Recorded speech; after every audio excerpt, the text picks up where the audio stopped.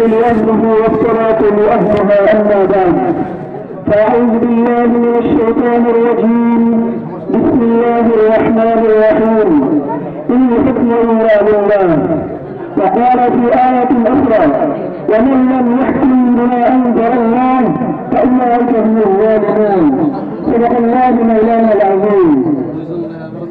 বাৎসরিক ছাত্রকথা কর্তৃক আয়োজিত আজকের এই বাৎসরিক সেমিনারে সম্মানিত সভাপতি ও বিদ্যা বিষয়ক মন্ডলী ও আমার সামনে অভিষ্ট বাংলার প্রত্যন্ত অঞ্চল থেকে আগত ছিলেন কৃষক ছাত্র ভাইরা, সকলকে জানাই শুভেচ্ছা ও অভিনন্দন।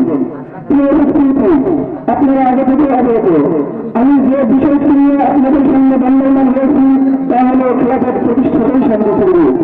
প্রিয় উপস্থিতি, আজকে বিশ্বের চারদিকে লক্ষ্য করিয়ে দেখা যায় বিশ্বের চারিদিকে অশান্তির আগুন দায় করা হয়েছে।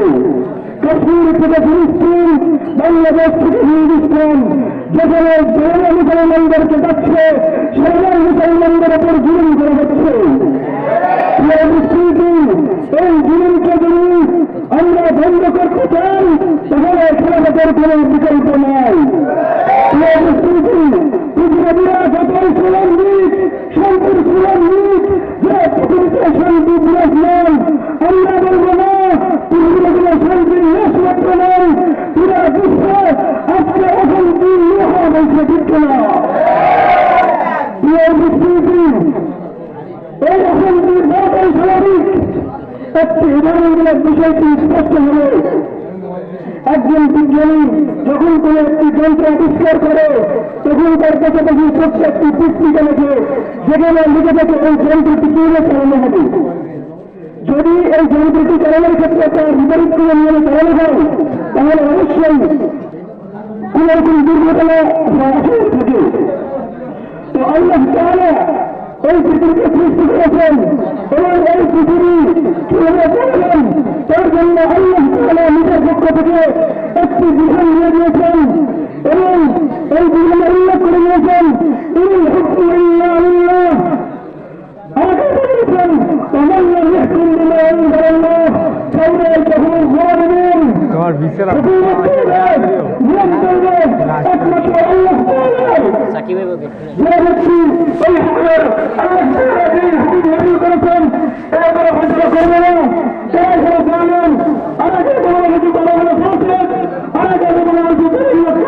আমার কাছে সম্মানিত সুরভি, সুতরাং সমস্ত আর গণতন্ত্রের নাম দিয়ে তারা বিশ্বের শান্তি প্রতিষ্ঠা করতে যাচ্ছে। আল্লাহর কসম, আমাদের নদিয়া পৃথিবীতে শান্তি প্রতিষ্ঠা হবে না, হবে না।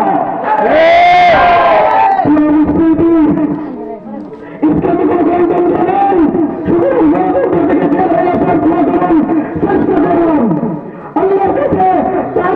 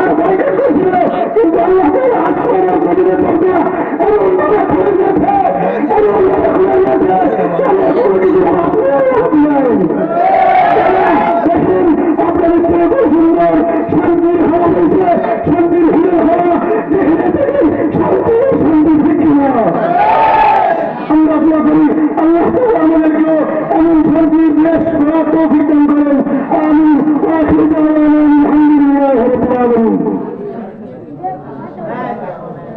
ما شاء الله جزاك الله خيرا.